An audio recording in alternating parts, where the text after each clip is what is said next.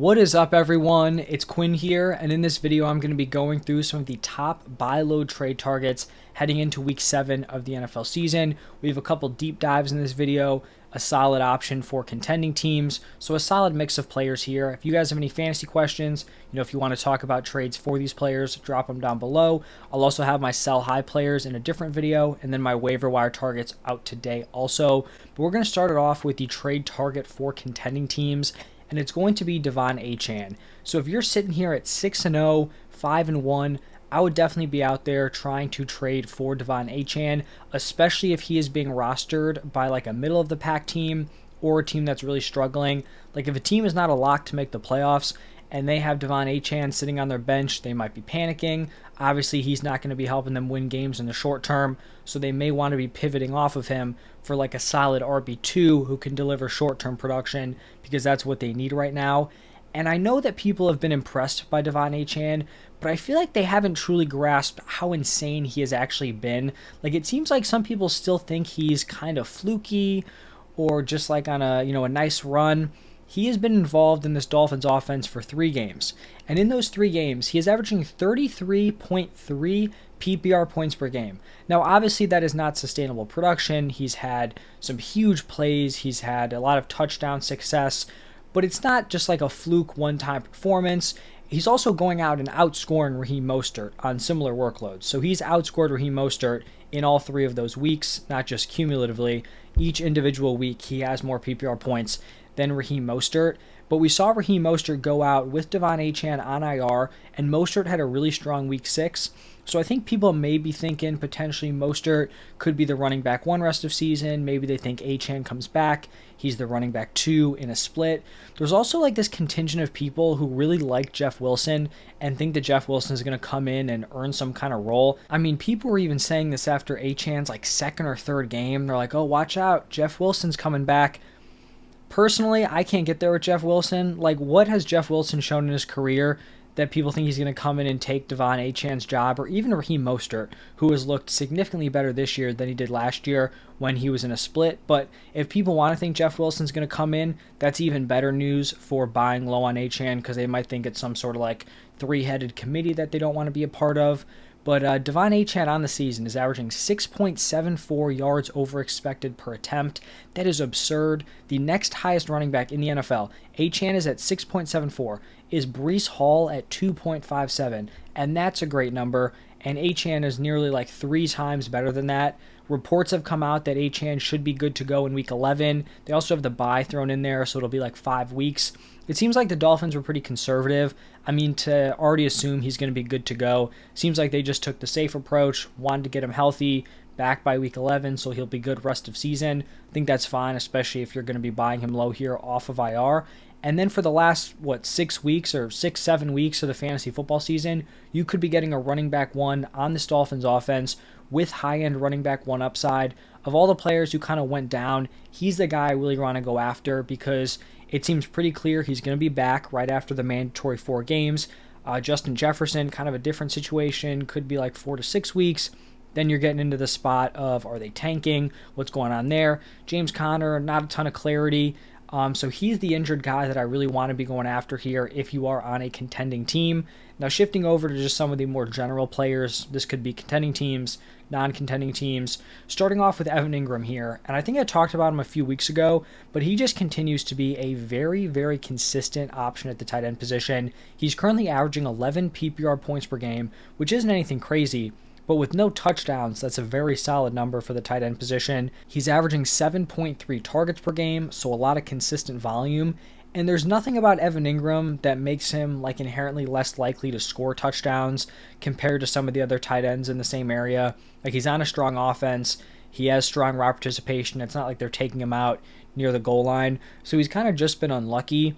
And assuming Trevor Lawrence is healthy, right? If his knee is completely messed up, then that's a huge hit for Evan Engram.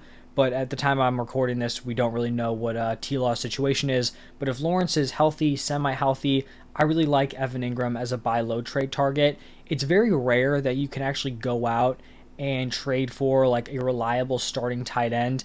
It's really tough, like your Mark Andrews, your Travis Kelce's, TJ Hawkinson. it's going to be really tough to work out a trade. I know in my home league, like I'm stacked at like every position except the tight end position. I'm like rolling out a committee of David Njoku, Hunter Henry, and Tyler Higbee, and I'm trying to go out, trade some of my depth to get a strong tight end. It's a tough thing to pull off because a lot of people don't want to get rid of that elite upside option. For Evan Engram, he hasn't necessarily flashed crazy production, so I feel like people won't be so locked in on like keeping him on their roster. There are certain tight ends you could kind of tier up from. Like a guy like Dalton Schultz, who's had 3 straight impressive weeks, I still easily prefer Evan Engram rest of season, but he's a guy where maybe you get a minor downgrade at another position and you can kind of flip those tight ends. Those are the deals I'd be looking to go after, because if he had this type of volume and consistency, but was scoring 2-3 touchdowns through 6 games, I mean, he would pretty much be untradeable at this point.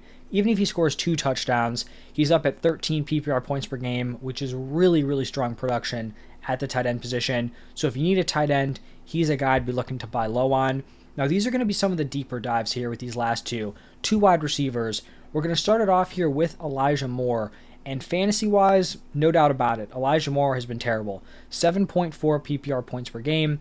I also think there's probably some frustration factored in from last season, where he was picked pretty highly in fantasy drafts, completely fell apart, like didn't do anything. This is not the same situation here. Like, he is not falling out of the wide receiver rotation. But in terms of like fantasy value, he actually may be at the point where in certain leagues he's getting released or could be like pretty much free. Like if you wanted him in a trade, he could just be included as an add-in. That's kind of where we're at. So it's not like you're going to have to go out and pay an arm and a leg for Elijah Moore. But I do have some confidence that he can turn it around here. When Deshaun Watson was at the quarterback position, Elijah Moore was targeted 25 times in the first 3 games of the season. So he was commanding crazy volume. I'm pretty sure I talked about him as a buy low then, because I'm like, he's getting all this volume. The production just hasn't come. It should be coming if he's commanding this type of volume. But with Watson out, his production and volume has been even worse. So in the 2 games that Watson has missed, he's only scored 8.7 total PPR points. But like even yesterday's game, he was targeted 7 times. PJ Walker missed him wide open like 2 different times later on in the game. Those are just the plays I saw. So the opportunities are there. He's getting open. And I think if Deshaun Watson can get healthy, that's the big if here. Like his injury situation is kind of weird, where it seemed like he was cleared a couple weeks ago, and then he said he wasn't able to go. Now he's missing another game, so who knows how that plays out. But if Deshaun Watson can get back on the field, I think Elijah Moore can definitely become playable as like a wide receiver 3 flex option. And I don't think there are a lot of those players out there who are currently valued as like free or like next to free in terms of their fantasy price. So Elijah Moore, someone I would definitely just be asking around on if he's not, released here heading into week 6. And then the final wide receiver, another kind of, lower tier guy, Jaxon Smith-Njigba. And we finally kind of saw some life out of him here in week 6. He had 4 receptions for 48 yards. Now, for the typical person just like box score watching, that's nothing crazy. Like, you wouldn't like that in your fantasy lineup. But when we dig a little bit deeper and look at his usage, that's what's really encouraging about Jaxon Smith-Njigba moving forward. So the Seahawks went out of 11 personnel at a much higher rate than they had done through the first 5 weeks of the season. We saw Metcalf, Lockett, and JSN all run the same number of routes, which is a great sign because for the first 5 weeks, Metcalf and Lockett had been locked into those top 2 wide receiver routes. JSN had been, 50, 60% route participation, which is not getting it done. And he really wasn't used super effectively. He was like a low ADOT guy, which is just not his game. He was used a little bit more down the field, also made some dudes miss in this game. And the hope here for JSN is that the Seahawks continue using these 3 wide receiver sets, because it was always going to be unlikely for JSN to beat out Metcalf or Lockett for like wide receiver 2 snaps. Being in on JSN, that was not the expectation. The expectation was that he's talented enough to kind of force them into a lot of 3 wide receiver sets, which also like isn't uncommon in today's NFL with how pass heavy it is. So I think if he can maintain this usage, he could definitely become fantasy relevant if he continues to play in a lot of these 3 wide receiver sets, or the Seahawks continue to run these 3 wide receiver sets. And I think hope is still there for like a late season rookie breakout.